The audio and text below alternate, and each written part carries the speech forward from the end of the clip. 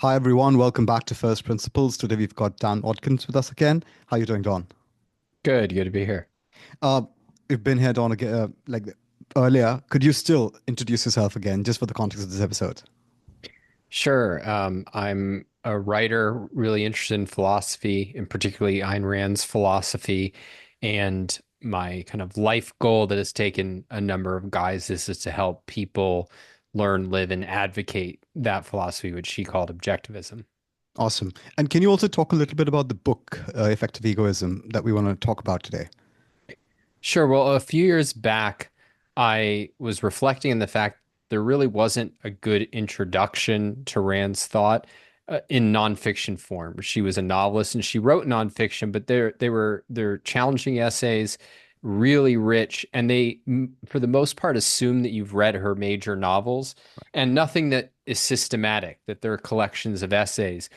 And so I wanted to do something that would, for the person who wouldn't read fiction, or for the person who wanted to kind of see the ideas in today's current debate, I wanted to have something valuable for them. And then the other way I was thinking about it is philosophy gives you kind of the broadest, most abstract guidance on how to live. And I wanted to start with philosophy, but take it one step further.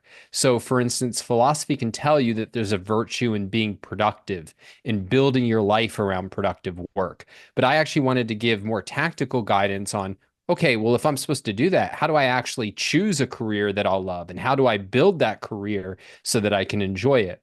Yeah. So those were some of the threads that climaxed in the writing and publication of Effective Egoism. Okay. All right. Awesome. Before we dive in, I just want maybe like another support for the statement that philosophy is practical. It's not just the airy fairy pie in the sky stuff. So, can you defend that position? Well, the way I think about philosophy is that I grew up I lived in Japan for a couple years. My dad was in the military, and one of the things that jumps out to you if you visit or live in another country is that many things that you thought were just given.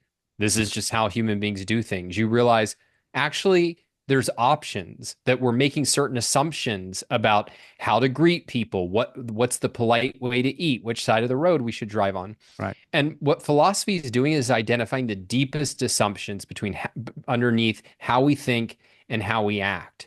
And it's allowing you to bring those assumptions to the surface, to question them and make sure that they're true so that you aren't in the grips of assumptions that you don't know what they are, you don't know if they're true, you don't know if they fit together, and you can't self-consciously use them then Hmm. to guide your thought and action. Right. And so the question is philosophy practical? What it really comes down to is you're making philosophic assumptions. You're making assumptions on what do I count as knowledge? What kind of world am I living in? What's good? What's bad? What is the nature of emotions?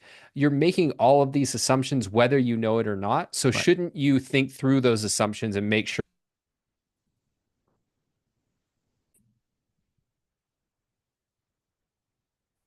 Mhm. Okay, let's start again. All right. Sorry, folks. I'm gonna club the videos together. All right. I think I got most of it. You're talking about assumptions. So are those assumptions, are they going to be true for us? And that's why philosophy is going to be important. Yeah, absolutely. I mean, it really just comes down to the simple question, like you're making philosophic assumptions whether you know it or not. So Right. shouldn't you make sure that they're true? Right. Okay.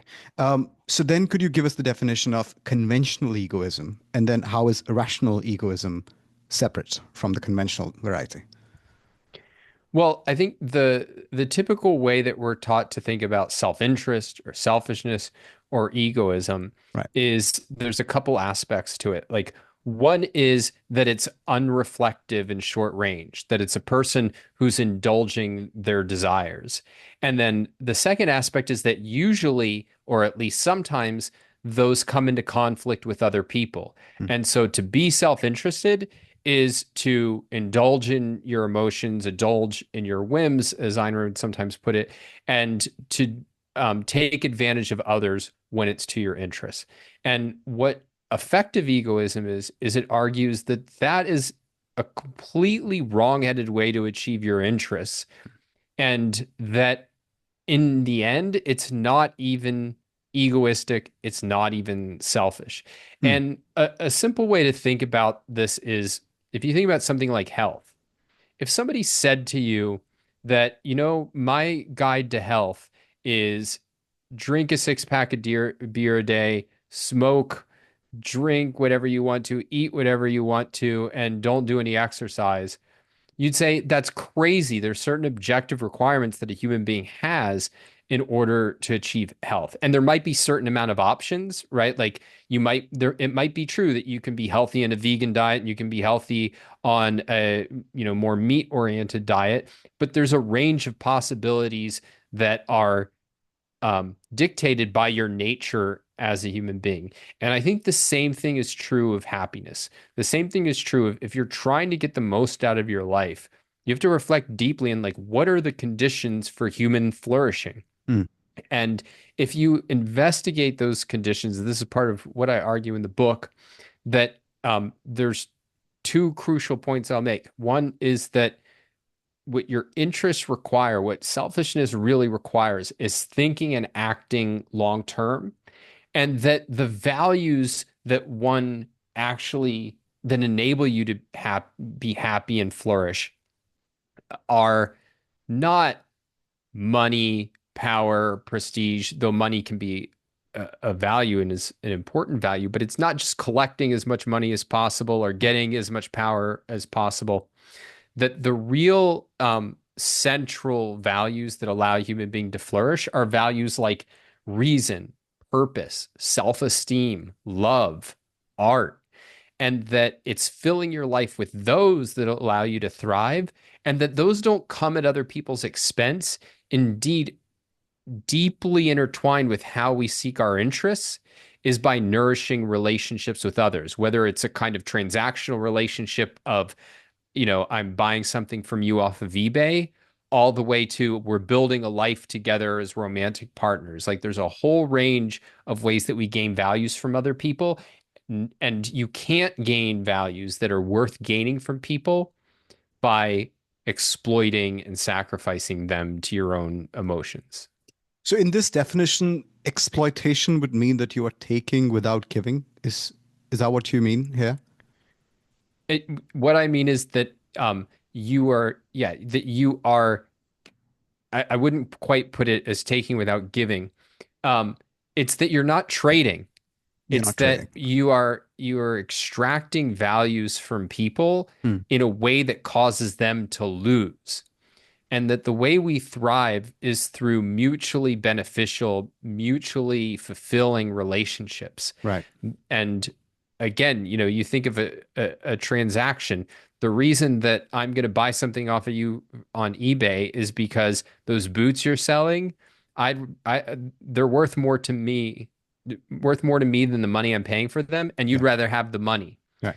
And like that is a kind of simple model, all the way to a more spiritual trade where, the reason I'm with my fiance is because the pleasure that I get from her is enormous, Hmm. and she gets pleasure from experiencing and going through life with me. Hmm. And it would not be to my interest if she were miserable, Right. right? And it would not be to her interest if I were miserable. So the idea that like love consists of self-sacrifice, of altruism, of serving others, like I think it's starkly revealed how crazy that is Hmm. when you think about would you want to be in a romantic relationship where the other person's like, I don't want to be here, but I'm sacrificing for your well-being? Yeah. No, it Yeah. would be an affront. Right. Right. It would be an affront. So is the reason here? I'm just wondering, like, almost nobody would say that to their partner, right? Whatever you just said. And yet they will say that, relationships require sacrifice and all of that. So is it just that we've got the definition wrong, or what's going on there in the wider culture? Well, there is a wrong definition, but it's not only a wrong definition. Okay. So part of um, people will often use sacrifice in a vague way that means you're giving up something. Yeah. And so it's a sacrifice if I paid for those boots, right? I sacrificed the money. Yeah. but in the full context, it was a gain. Yeah. And so what a sacrifice should be limited to, if we want to actually not confuse ourselves, is when you're giving up something and getting less or nothing in return, when you're surrendering something you value Mm. for something that's not valuable to you. Like that is a sacrifice. And the reason that say that it's not just a terminological issue, though, it's not just a confusion over definitions, is because people really do believe in sacrifice in relationships. Mm. Like they wouldn't put it exactly like I did, like, oh, being with you is self-sacrifice. But time and again, people are asked to give up what's important to them for, oh, like, don't you care about your family? Anytime you hear somebody trying to guilt you into something with emotional pressure, Yeah. what they're usually demanding is a sacrifice. So let's take an example. I once knew a girl that I was coaching who her father became really ill, like with a long-term illness, a chronic illness, not just like he needed soup for a week. Yeah. Like he needed deep care for essentially the rest of his life. Mm. And his daughter was, in school trying to build a life for herself. And he was saying, no, you need to come take care of me. Like, you're my daughter. Don't you care about your family? Like, Mm. that is demanding a genuine sacrifice. It's saying that you owe me whatever your plans, whatever your goals, whatever your happiness. And I think that happens in greater or lesser ways all across the board. And certainly blurring the issue by misdefining sacrifice is important. How do you sell people on that kind of giving up what you want? Well, you tell them, look, you always have to give up what you want. Yeah. Life it always requires you to give up what you want. You pay money for your boots, don't you? All I'm asking is that you stick around and take care of me. So it's a deliberate obfuscating of an essential difference. And And you that's think, because, and that's because, just to put it briefly, the dominant moral view that's been preached in the West for more than 2,000 years mm, is that the good consists precisely in placing others above self. right, right. Okay. I will come to altruism in a moment, but you use the word deliberate. Is this like an evil concocted plan, or is it so deeply ingrained that we don't even know we're operating from that premise, and that's how we act, and that's why you're calling it deliberate? Well, certainly you have to make a distinction between the originators of ideas and the man in the street who just Right. accepts ideas because that's what's in the culture, that's what he's heard, right? We live Mm. in a division of labor economy, and so it's not like everybody's thinking through everything from the ground up. Mm. And they're certainly not thinking about it with the kind of lifetime of rigor of somebody who's devoting their lives to being a philosopher or an intellectual. Yeah. But certainly for the originator of these ideas, on some level, there's a deliberateness to it that I think it has a real goal that when you're preaching a morality that says you should sacrifice yourself to others, Mm. there's somebody in the other end who wants to collect those sacrifices. And I definitely think that that's part of what's at play. But most people, most of the time, I don't put in that category. It doesn't mean that it's always a completely innocent error. Like that young woman's father, he knows on some level that what he's asking is corrupt. Right. But it doesn't mean that every time somebody uses the word sacrifice or engages in acts of self-sacrifice, that there's a like deliberate immorality or evil to it. But certainly the originators of the ideas know that what they're calling for is the obliteration of an individual's pursuit of happiness. Okay. So now let's talk about the originators for a moment and their motives. So in your opinion, it could just be a power play, which could, it's very naked and cynical out there, or is it something more nihilistic, where they just want to see the world burn and they're not even interested in power. They just want to, see destruction. Does that play a role? Yeah, I think both of those can be at play. Mm. Uh, you can think about it as kind of power and envy is one way to think about it. Mm. But you can think about it this way.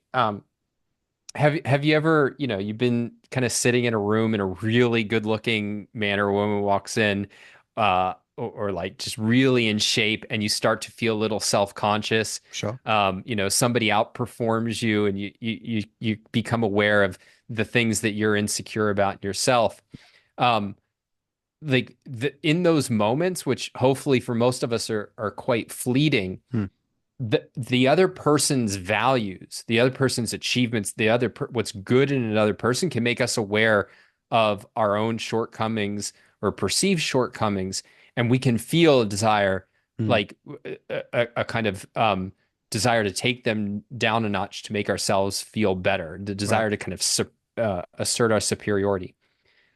What motivates a lot of the worst kind of people is that they feel that way all the time, and they devote themselves in important respects to bringing the people down a notch who they regard as having some value that they envy or hate, that their whole orientation comes to destruction. And you can't understand a phenomenon like 20th century totalitarianism and the kind of like unflinching bloodshed Hmm. that went on if you don't understand that that is a human drive and a human motive that people can form and build. And if you have that kind of motive, if that's in you, and you are attracted to ideas, then you can use ideas to rationalize that kind of motive Right. and build entire systems around them.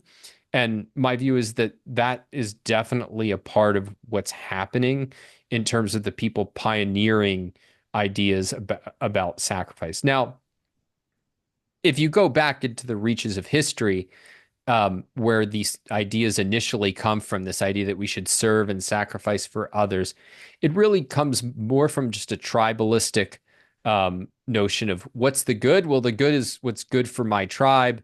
And me as the tribal leader say, hey, you need to step in line, you need to serve. But certainly once you get to the 18th century and a philosopher like Immanuel Kant, who is reacting to a lot of philosophers starting to say, there's something really good about the pursuit of happiness, and there's something really good about the individual seeking his own interests, Hmm. and who replies with a whole moral code that says, no, if there's 1 ounce of the goal of achieving your interests or achieving your happiness in your action, then your action is without moral merit. Once you're at that stage, I think you can't understand that except as an act of nihilism. You know, the reason I'm getting confused here, it's not by your description, but like I think in order to pursue something in with that much, let's say, vitality, it needs to sort of fill you up with life. And if the operating principle is the kind of envy and hate that you described, which stays, I don't even know how you get the energy to pursue a big project like, creating a totalitarian state or writing that philosophy. Can you square that circle for me? Like, is that hate in itself energizing? Yeah, I mean, part of what happens is that your whole value structure becomes warped. Hmm. If for readers who have read Ayn Rand's Atlas Shrugged, one of the things they'll notice is that one of the leading villains is a guy named James Taggart, Yeah. and he's so passive when he runs a train company, Hmm. and whenever there's a problem, his attitude is, "Don't bother me, don't bother me, don't bother me." And you'd think like this guy just wants to be sitting on a couch, like watching TV and eating potato chips. And yet you'll see him get really worked up and excited sometimes when he has the opportunity to stick it to people he doesn't like, when he has the opportunity to show somebody up or take somebody down. Right. And you can see this in a less kind of world scale form in day-to-day life. Notice that there's certain people who get really energized like us talking about ideas, right? Or the Yeah. things that they're building or the things that they're achieving. But there's other people who get really excited about gossiping. Right. That's where they come alive. And that's not at the same level as you're trying to kill men's self-esteem, Hmm. but it's the same phenomenon that your value orientation can be in the direction of positive values or Hmm. can be in the direction of you get energized by building up your sense of self, or let's say filling the hole where you don't have a sense of self by taking other people down. Okay. Well, I have a slightly off question. Have you seen Christopher Nolan's Dark Knight, Batman Joker? A long time ago. What do you make of the Joker and Batman? Are they both villains in your opinion then? Or is Batman the actual hero and Joker the actual chaotic villain? I haven't thought it through all that deeply.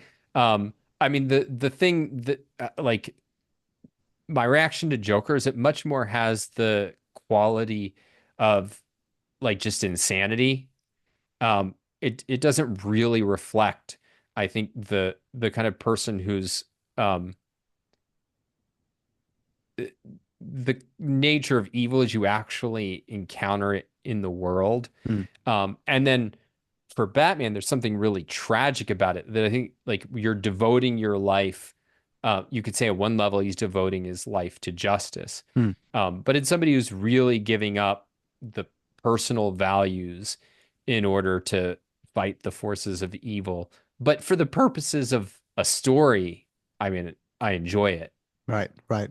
Any just for me to like hit home, like in contemporary popular culture, the kind of nihilistic evil we described, or even not nihilistic, the power hungry evil we described. Does any character come to mind in a movie, perhaps? Uh, in a popular movie, um, I'm sure there's good examples, but I'm drawing a blank at the moment. No, no worries. Okay. I want to go on to values now. Can you start with explaining the hierarchy of values? And sometimes people, when they say, I sacrifice this for that, they're just trading in a lower order value for a higher order value. I don't have that concept very well formed in my head, but just maybe give some exposition for that.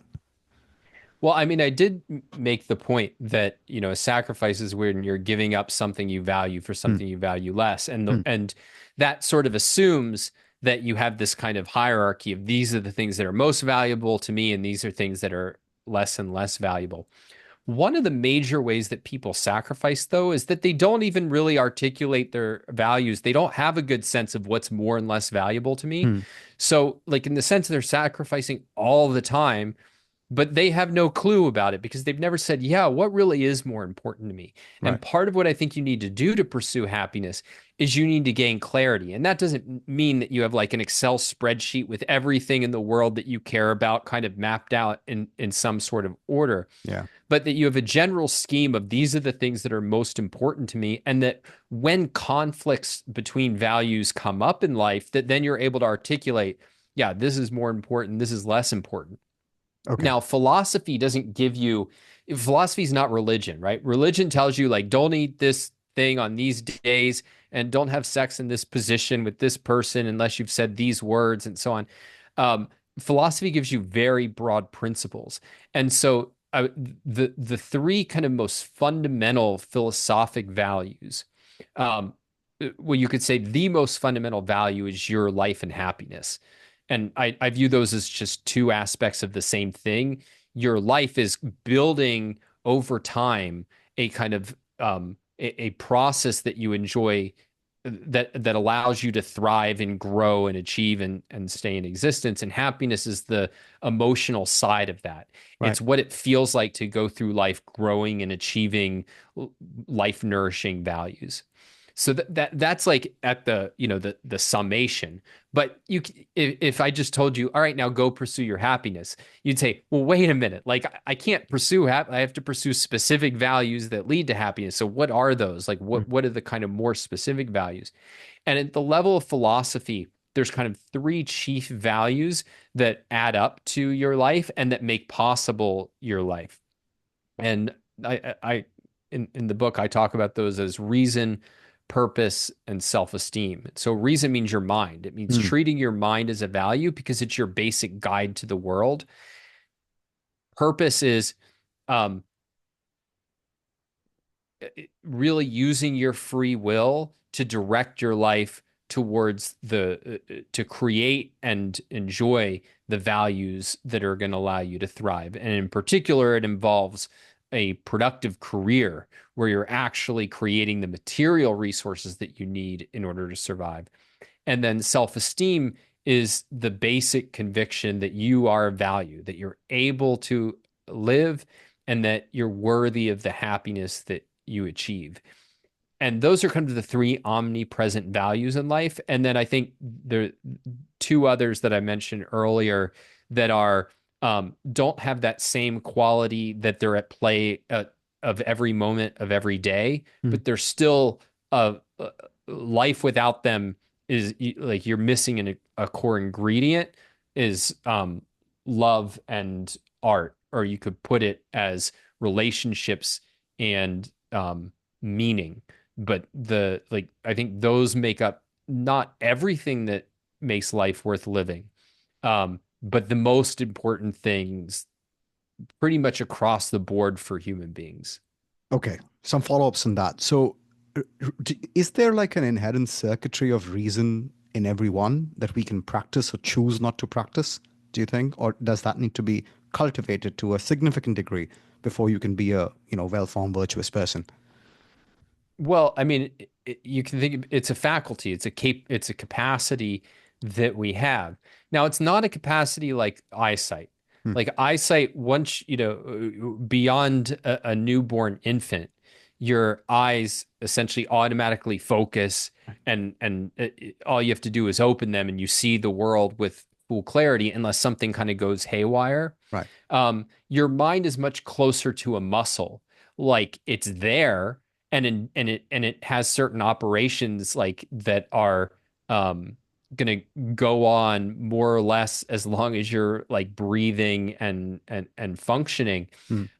But that to make it capable, to give it strength, requires ongoing effort and exertion. And that's really what free will is. Free will is choosing to engage your mind and use it to its fullest extent so that it can grow. And so if you think about your eyes as automatically in focus, your mind isn't automatically in focus. It's an ongoing choice to, in effect, turn on the lights. I always think about, if you've ever been in a hotel room and you wake up in the middle of the night, it's dark, you're disoriented, and you're kind of feeling around so that you don't bump your toe and you're Yeah. hunting. What it would be really, really helpful if you could like turn on a flashlight or like turn on the room lights. And that's what we have the power to do with our mind. If we're passive, if we're not exerting effort, yeah, we can still kind of fumble around and hopefully, there's not like a giant hole or something that we're going to collapse into. But we're way more efficacious if we turn on the light, if we bring our mind into focus and kind of navigate our way to it. And if you do that over time, your mind becomes more and more powerful a tool, and you're able to achieve more and more with it. I've heard in objectivist circles where there is a distinction between rationalism and reason. Is that a meaningful distinction for you? Yeah, it's an important distinction. So, rationalism will often be used as kind of just a shorthand for being pro reason, and there's nothing wrong with that. But um, in the history of philosophy, it has a technical meaning. Hmm. It's a kind of school of philosophy associated with people like Descartes, Leibniz, Spinoza, Oh. um, where it's skeptical of induction, of observation of the material of the senses, Hmm. and basically starts with self-evident axioms and tries to deduce consequences, it really cut off from the world that we perceive through opening our eyes or listening with our ears. And in objectivism, though, it has its own unique special thing. So we recognize that philosophic distinction. But it's in objectivism, rationalism is a method that we can default to, even if we're not explicit rationalists. That is, we wouldn't say that the senses are invalid and we have to deduce from self-evident concepts, where we can still engage in ideas as kind of a game cut off from reality, Hmm. where our ideas are kind of floating in the air and we don't see them as standing for the concretes that make up the world, and they're not tied to the evidence of the senses. So there's a lot more to say in that topic about it. What really comes down to how do you be a reality-oriented thinker? But the key thing is just that for our purposes, uh, whenever you hear the word rationalism, you want to say like, well, what do you mean? Because it can have several different kinds of meanings. But I would think both of these modalities, one essentially being in the sky, developing that theory and not immediately, it could be a really, let's say, infant theory where it needs some time off in the incubator and then it can test reality and readjust. I think that's the whole purpose of science with hypotheses and testing and all of those. So are these both important or are we rejecting the games altogether? Well, there's a couple issues that are being blended here. Um, you have to distinguish between the process of discovery and the Hmm. process of validation. Um, the um, the process of discovery is a really messy and fascinating process that I don't think like it's in many ways underexplored. Okay. Um, the process of validation, I think validation is essentially in at least in philosophy inductive. And then what tends to happen is once you're trying to codify knowledge, you give it a kind of deductive seeming form. Now, both deduction and induction are valid forms of reasoning. What's wrong with rationalism is not that it engages in deduction, it's that it cuts it off from its ground and observation. Because what you really are trying to do when you reason is connect your abstract knowledge to the concretes and reality. Right. And the problem with empiricism, which is the opposite school, is not that it's interested in concretes of reality and in what we observe. It's that it's suspicious and going abstract. And the fact is you need both and human beings need both. And the real challenge is how do you integrate those two activities? How do you do it in an appropriate way? And that's the problem. It's not that the process of deducing or inducing is problematic in and of themselves. Okay. Okay. You said that the process of discovery is like a big question and it's very messy. So, are we talking about like how ideas come from, intuition, consciousness, all of those things, or just something very technical? No, I meant more of that. So there's a difference between, for instance, Um, there's a book by a student based on the thinking of a student of Ayn Rand, Leonard Peikoff, Hmm. um, on induction. It's a theory of how induction works in physics, essentially. And if you look at what the book's doing, it's not a theory of discovery. Like, what did Newton actually do in order to discover the law of universal Yeah. gravitation? Rather, what it's really doing is it's looking at what is inductive validation? How do we prove an idea through induction? Right. What Newton actually did could have been all over the place. And like, he did some of it one year and figured out a few things a different year and went down a bunch of wrong paths. And that's what I'm talking about is the process of discovery is the kind of a creative process where you can't turn it into a step by step recipe Right. because it is kind of messy and it's you're trying to do the new and there can't be a recipe for doing the new. Yeah. Yeah. Yeah. I don't know if we want to lump in Peter Thiel and 0 to 1 in this conversation, but he kind of did say that 'cause it's going to be hard for you to teach you how to start a startup because every startup is unique. So, And that book is probably it's one of the very, very few books that has practical guidance that I mm, think can genuinely help you be a more creative thinker. right, right, right. And I think you mentioned, I'm forgetting the name again, that famous music producer. You quoted his book in one of your interviews with someone else. What, what's that guy's name? Oh God, he was in podcast everywhere, has a long beard. He wrote a book on creativity. Who Yeah, is I'm he? going blank on it Okay, never too, mind. but Okay. I know who you're talking about. Yeah, but you think that's a good book? Uh, that book, no, I didn't actually get that much value out of. Okay, all right. Now, altruism, benevolence, what's the difference and why is one bad and one good? Well, first of all, you're just dealing with two different categories. Okay.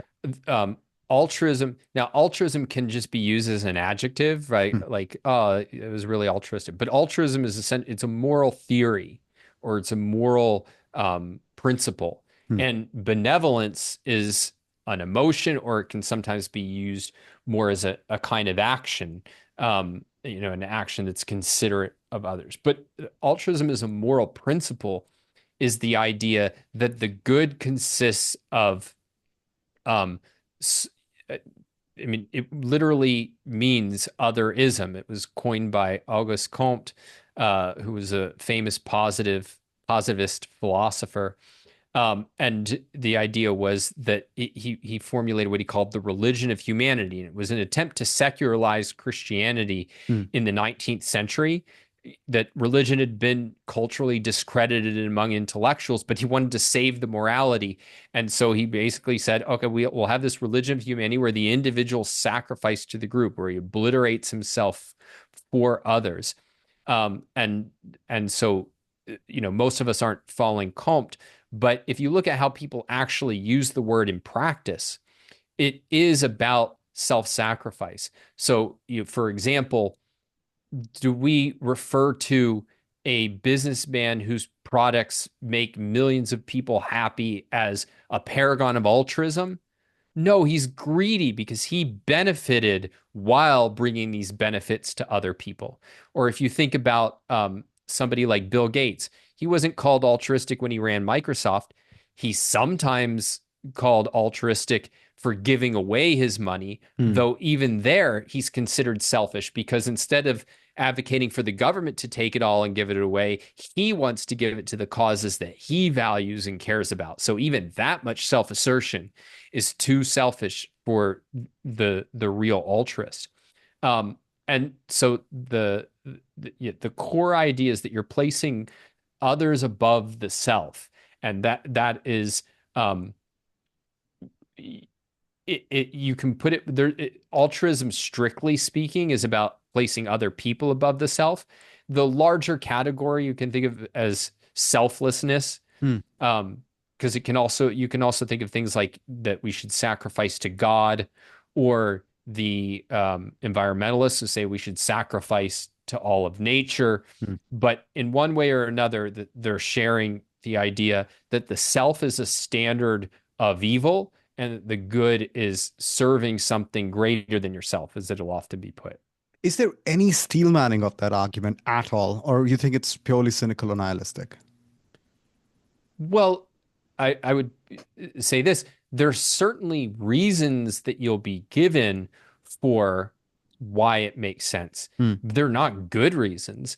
And essentially, what it amounts to is, um, in effect, the straw man that they give of selfishness and the whitewashing that they give of altruism. So the straw man of being selfish, we've already talked about, right? It's a person who does whatever they want, to hell with others. Mm. And so, well, is that good? No, that's awful. Like, that is a lousy way to live. Mm. It's completely unfulfilling and self-destructive. And so, if you're taught then that the alternative is, well, don't you want to care about others? Yeah, of course I want to care about others.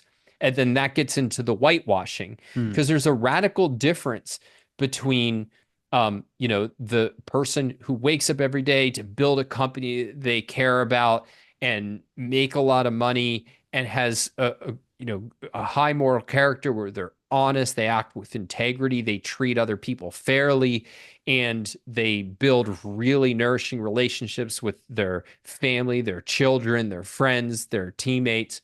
There's a big difference between that and a Mother Teresa type who's going to throw away what she wants in the service of God. Mm. There's a big difference between that and the person who says, I have a duty to give away my fortune because that's what's going to make me a good person. Like, you can't put those in the same bucket, and that's what happens. And that's really the best argument for altruism is simply that, misrepresenting what it is and what its alternative is.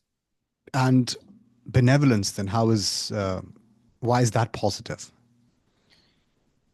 Well, I mean, it's not positive across the board, right? I think one of the things that is really shameful is the way that, like, Christian morality teaches that, oh, we should be benevolent to the people who want to slap us on the cheek, Mm. um, and to our enemies. No, I mean, I think you treat enemies as enemies. But if we think about benevolence as the attitude that we carry over to other people in general, absent information that they're a threat, Mm. then it plays an important role in human life because other people are tremendous values, and even small positive interactions with them enrich your life. Like I consider myself, like, I try to be as selfish as I possibly can be. Um, but like, if I see somebody who's coming out of the grocery store and like they left their purse in their grocery cart, it's really nice to like be Mm. able to say like, hey, like, here, you drop this. Or even just to, a genuine thank you and smile when you're checking out the grocery store. These are little, they're not the most important thing in life, but they're the little moments that add up to just a genuine or a general experience of, I live in a world filled with values, including other people who are tremendous values and tremendous potential values. So I value other people, and that's the reason I'm selfish, and that's the reason why I really value other people rather than grunting and moaning when I'm asked to sacrifice for other people. Because then you're not really valuing them, you're just seeing them as a burden, but you've been told that that's a good thing to sacrifice, and that's how you feel. Yeah, I mean, that's one of the evils of altruism is it actually poisons genuine benevolence because you're basically taught to view people and that you oscillate between viewing people in one of two ways. Mm. It's the people above you owe you, and the people beneath you have the right to exploit you. Yeah. And so, whichever way you look, there's resentment, fear, anger, hatred. And I think you see the evidence for that all around us in the way that human relationships have been really poisoned. And the fact that I think that more often than not, our interactions are benevolent speaks to the thing that altruists complain about, which is people don't practice altruism as much as they want. Yeah. Yeah. Okay. How can this philosophy be translated into like politics and in a palatable way, given that, and now I guess most of the cultures across the world have a heavy component of altruism. Well, how can what altruism be translated The or egoism? egoism, the way you conceive of it, and also benevolence, because people think it's very dry and it's very like, Gordon Gecko. And of course, I guess Gordon Gecko is not bad, just with the speech part. But, like, how can this be?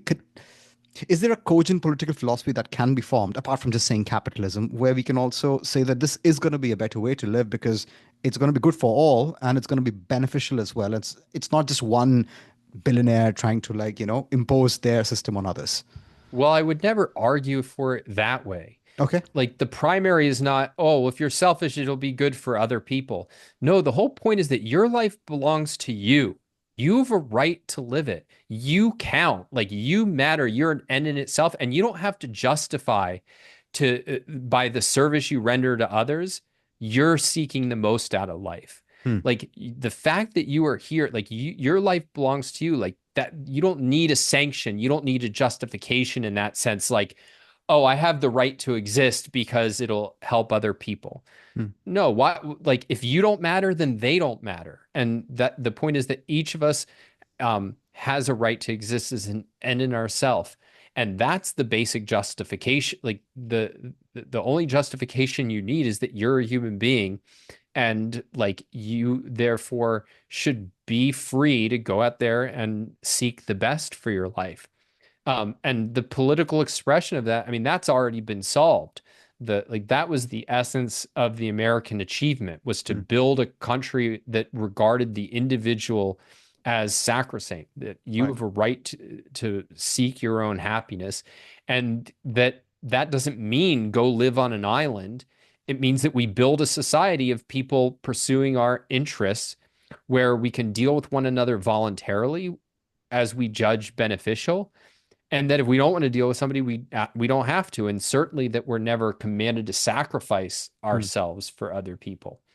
Okay. Indeed, the whole problem was with the American achievement was that it implicitly was egoistic. Yeah. But it didn't have a moral defense of that, and so it was attacked, demonized, vilified, and therefore undermined. I'm thinking in terms of, let's say, I don't know if I can do justice to this thought experiment, but let's say we are in some prehistoric time, right? And we're talking about a bunch of tribes, a few hundred people, and this one person says this, like the way you've said it to others. And there is no police force, there is no constitution. So they can mob up and gang up and basically like eliminate him. So is there a what's in it for me mechanism in this argument of egoism, which will appeal to others so that they leave me alone, and we can see how we could thrive together. That's what I was getting at. Um, I'm not sure exactly what the question is, so feel free to restate it. But I mean, the part of the issue is that egoism is the only morality that can answer the question, what's in it for me? Like the question is to the altruist, what's in it for me? Mm-hmm. And in the end, they have no answer to that. Right. They can hold out, oh, well, in some higher sense, you'll benefit. Or like the religionists had an easier job, right? Because they said, well, you won't be happy on earth, but you'll be really happy on death, Mm. after death. The communists would just push it infinitely into the future. Yeah, you're sacrificing for the state today, but don't worry, your great great grandchildren will live in a heavenly nirvana. Mm. But the only actual answer to what's in it for me is a morality that says, here's guidance on how to get the most out of your life. Right. Right. So is this how you would debate, not debate? Is this, let's say you're doing outreach to somebody who has communist sympathies. What will you tell them to come over to your side? I mean, you're not trying to convert them, but just to convince them. Um, well, I mean, like that question really depends on like, why are they a communist? Yeah. And it makes a big difference. Like, if they're over 30 and a communist, I'm not going to try to convince them, because if you have not been beaten over the head by the time you're 30, Yeah. that here is an ideology that's killed tens of millions, murdered tens of millions of people, and enslaved many, many more, Mm. then like there's a deep dishonesty there. If it's a younger person, it's like, what appeals to you in it? What do you think is good in it? Mm. And there can be different answers to that. And it is possible for somebody like that to realize, yeah, the values I thought were here aren't here. And indeed, one of my dear friends and colleagues is a guy named Nikos Sotiokopoulos. I'm probably butchering his last name because it's long in Greek. But he was a Marxist for many years and then became an objectivist because the values that he thought he saw in Marx, he thought Marx appealed to the individual and the growth of his creative capability, Mm. and had all kinds of misconceptions about capitalism. So it's really an individual question. But the basic point, whenever you're talking about persuasion and moral issues, is you appeal to the best values that a person holds.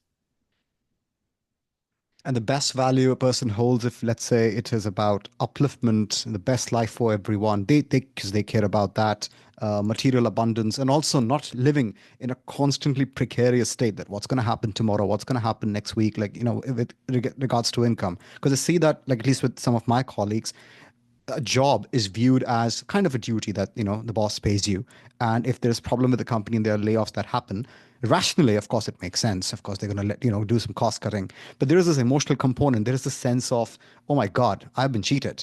So they should just not, layoffs are just always bad. They should not do that, and they should, what am I going to do tomorrow? Yeah, sure, I have, like, let's say, a lot of goods for cheap and I have material abundance, but I don't know how I'm going to run the next month or the next year. What do you say to them, that we need to be much more intentional about their lives?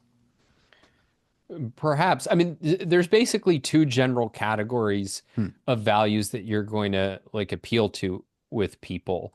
Um, that that what do they value about, to what extent and what ways do they value human flourishing, Hmm. and in what ways and to what extent do they value justice? And so part of like the case you described is to get them to stop and think, like, so is your view that like people should never be fired, that the company should sacrifice um its prosperity for you, that other people should be laid off instead of you because you don't want to, like what exactly are you saying? And what you are trying to get them to see is the injustice of saying other people who started a company, built it from nothing, keep it going, bear the risks of it failing, um, they owe me. It's like, do they? Or did you make a voluntary arrangement? Like they offered you a job and you knew going in, yeah, this isn't forever. I have to earn it. And it could change. And it could change because of my failings. It could change because of market conditions. Hmm. Like, um, because an argument like that, like you're a Blockbuster employee and the company goes out of business, like like that is always a possibility. Now they could say, yeah, I understand when it's necessary, but they're profitable. Yeah. But how does a company stay profitable? It's profitable precisely because it's not doing what you're saying that it should do, Right. which is keep employees who aren't, in its judgment, good for the bottom line. And Hmm. now, look, one of the difficulties in discussing moral issues is that the specifics really matter. Yeah. Is it possible for a company to treat an employee unjust and fire them for bad reasons? Hmm. And even fire them for bad reasons so that the person at the top can enrich himself when he's not actually being productive. Yeah, Hmm. that can definitely happen. And as somebody who defends laissez-faire capitalism and business and the profit motive, it's really important to me that to be clear that that is not a defense of every business person and every action that they take, Hmm. because like clearly there's cases of injustice because these are human beings capable of being irrational. So like the specifics really matter. But if it's the kind of portrait you painted where a person is in effect objecting, like they want a double standard. Yeah, I should be able to pursue my interests because my guess is that person probably asked for a raise when Yeah. they could get one. They weren't turning down a bonus so that the company had more resources to weather bad times or something like. And so if it's a trade, both sides should be getting out of it what they want. So do you think that I don't know much about the US with a lot of intricacies, but I'm assuming that when you are like an employee, a W-2 employee or something, it's not the contract, it doesn't, it's like an indefinite contract. So you think it's going to be more honest if the processes are more like, hey, here's a 3-year contract or here's a 2-year contract, and then we'll see if we'll renew. Because with the whole indefinite contract kind of thing, in India we call it the appointment letter. It's assumed that you're part of the family now, so we'll take care of you. Don't worry about how you're going to pay your bills because we'll give you money. You just work for us and you tell us what you need to do. So that's why I guess they feel cheated that, hey, now I don't know what to do. I work for 20 years now. I'm laid off. What am I going to do now? That's, I mean, look, first of all, um, companies today, like you have to sign all kinds of paperwork. And like when I signed on for my job,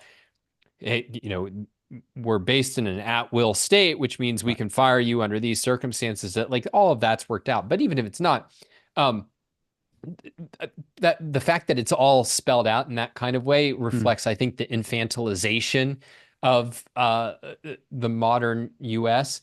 I mean, the fact is, going into a job that this is an arrangement that both parties are in it, so Hmm. that because they think that they're getting value out of it, and if what like just as you can leave anytime you want, it can't be that the company can't unless you have a specific agreement otherwise. So, I mean, it's just an issue of like, um, no, like, what is the agreement? Hmm. And I think it makes sense in many, many jobs that you're not time limiting it, that it's Okay. open ended in a way.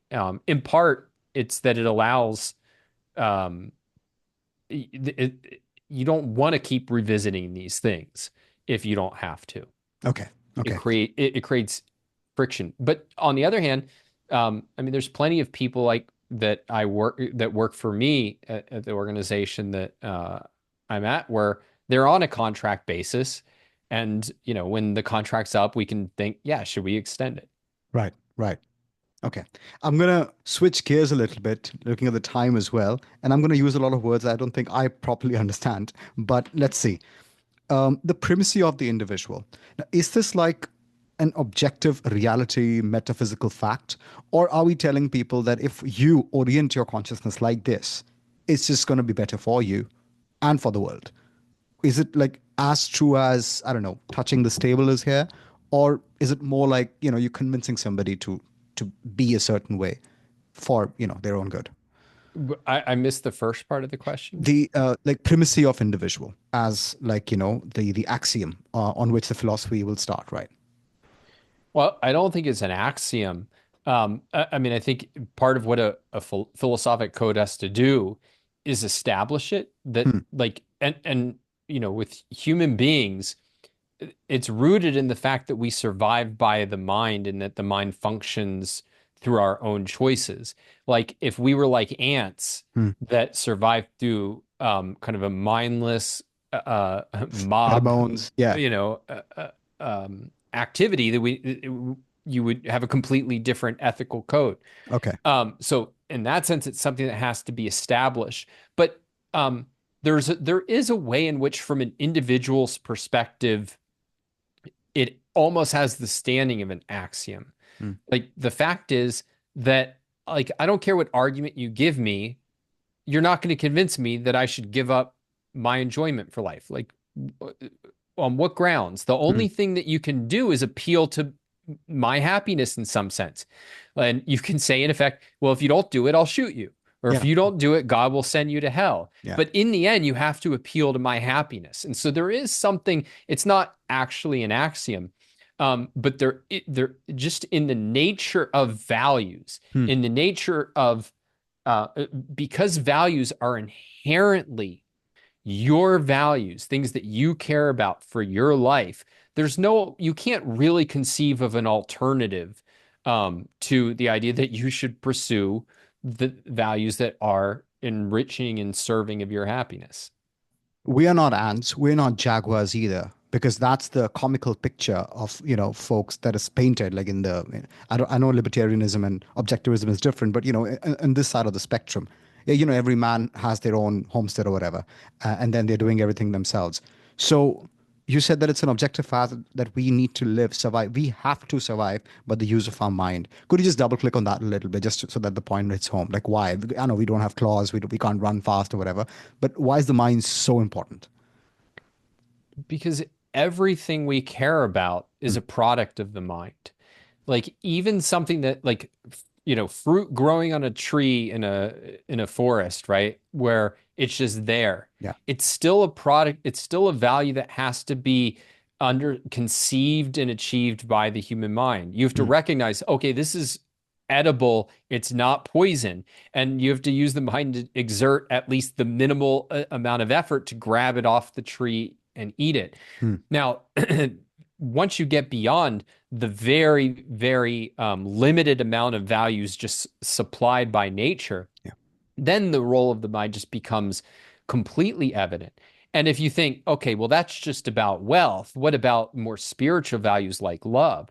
If you don't think building a strong, enjoyable relationship requires a lot of thought, the whole core of a successful relationship is thought. I mean, think about how many, like, what is a marriage counselor hearing all day? It's like he never thinks about what I'm feeling. He never thinks about what I need. I don't even know what I need. I haven't thought about like the mind is the source of all human values. And if you think about the values that people have to offer us, it's through the use of their minds. Hmm. And that's exactly why we don't benefit from dealing with them as if they were animals that we just exploit. Because the at the end of the day, um, if you actually want the values, you have to respect the source of those values. And that means treating them as thinkers and producers and dealing with them through persuasion and trade rather than force and coercion. And what's wrong with following a philosopher king and just following him rather than everybody having to do this kind of exercise on their own? Why is it so important that each individual does this exercise to whatever extent they do? Because they might defer certain things to others. Like I know what gravity is like, but I'm accepting the laws of thermodynamics. I think they're true. So why not just follow philosopher kings? They might have had figured out, we all look up to people. Well, so it's certainly true that we rely on experts, right? Hmm. In a division of labor economy. Hmm. Like, I don't know how this computer right now exactly is, capturing my image and voice and beaming it to you and vice versa. And I don't need to know. All I need to know is how to actually set up my laptop. And there are other cases where I do need to know something from the experts. If I have to make a medical decision, I need the expert to explain the options to me in terms I can understand and what the, percentages are in different courses of action. Right. But in philosophy, when it comes to the fundamental choices that shape our life, um, there's not an issue of expertise in the same way because there's not specialized knowledge that one needs to have. You need a geniuses to define new philosophies and new codes of ethics and so on. That's not something that like, oh, I'll just do it in my free time as, somebody with the average or slightly above average IQ. Um, but in terms of assessing, is it true? Like we could, nobody else can live our lives for us in that way. And if you ask, well, but why not just find somebody smart and, let them make our decisions for us? Essentially, what you're doing is you're basically getting in the passenger seat of your own life, Mm. and you don't know whether the driver is has your best interests at heart or whether they're completely drunk and out of their minds. Right. And so at the end of the day, there is human life requires your life requires taking control of your life. Right. And there's nobody else who can do it for you. And there's an even deeper reason though. The human happiness just is the process of thinking, choosing, creating values. It's not something that you could offload because what's rewarding in life is going through that process, Mm. right? It's there's a kind of famous wives' tale, or what's the word I'm looking for? But it's basically a folk story about this kid who has this string. He has like a ball of yarn, right? Mm. Or Mm. and every time he pulls on the string, he fast forwards his life. And so he's getting a little, he's eager to, be old enough to like start dating girls, right? So he fast forward, now he's, gone through a few years, and he dates his first girl and he goes, I really want to get married and start a family, and pulls the strings some more. And essentially what happens is he just goes through his life in a matter of days. And what did he miss out on? He hit all the points, right? Mm. But he missed out on the living of his life. And in reality, the living of your life is the first-handed thinking about what do I think is true? What do I think is good? What do I want out of life? And then the process of pursuing it, creating it, achieving it. And so delegating that means it just means that you're not engaged in what makes life worth living. All right. Just to conclude it all, can you give me, I don't know, your thoughts on zero sum thinking, and it's like opposite, which is going to be positive sum, and why? I think anyway, why is zero sum so prevalent? Like it's like almost an intuition. When we talk about billionaires having a lot, we want to just divvy it up rather than thinking about creating more pie or whatever the good analogy is going to be. What is zero sum and why is it so prevalent? Well, I mentioned the idea of that our mind is like a muscle, right? Hmm. And I compared it to the eye and said it's not automatically in focus. We have to Hmm. exert a kind of effort. And the default is that you just look around you and take what's around you as given. Okay, I'm looking outside. There's some grass there. There's some roads there. There's a house, some cars. There's birds flying. That's all just given. Yeah. But if you actually exert your mind, you can start asking questions and recognize, well, yeah, some of that stuff is just given by nature. Some of that stuff had to get here. Hmm. How did it get here? Why, when I look out my window, is there a house and cars driving by? And why did somebody 500 years ago look out and there were no cars? There was just, like a hut and a hovel. And then somebody else in a different country looked outside and there was bloody warfare. That you can start asking, how do things get here? What makes them possible? Yeah. And it's by asking that questions that you realize, oh, those things are created and that we have the power to create new wealth, which Mm, doesn't mean the power to create new matter, but it mm, means the power to rearrange what's here in a way that makes it more valuable for human life and human thriving, such that we can all get better off at the same time without anybody's sacrifice. right. And if we can all get better off without anybody's sacrifice, then why in the hell should anybody be called upon or asked to sacrifice, to give up, surrender? Because they have more? Well, if it wasn't taken from anybody, then that doesn't seem to make any sense. And indeed, if we consider the fact that one person's achievement actually fuels other people's achievements, then there's even less of a reason to think that that's even plausible. But so zero sum thinking, really, you can think of it as it's really zero sum non thinking. Mm, It's that you take everything as a given yeah. instead of recognizing that wealth, that values are things that human beings can and have to create. And that therefore it allows us to live amongst each other Mm. without sacrifice. And that that is precisely the glory of being a human being. Awesome. Okay. Thank you very much, Don. Do you have any parting thoughts? No, I mean everything the of value is in the book, and always good to have conversation with you. Awesome. I will include your book in the list. And thank you. Just hang around for 5 more minutes after the recording.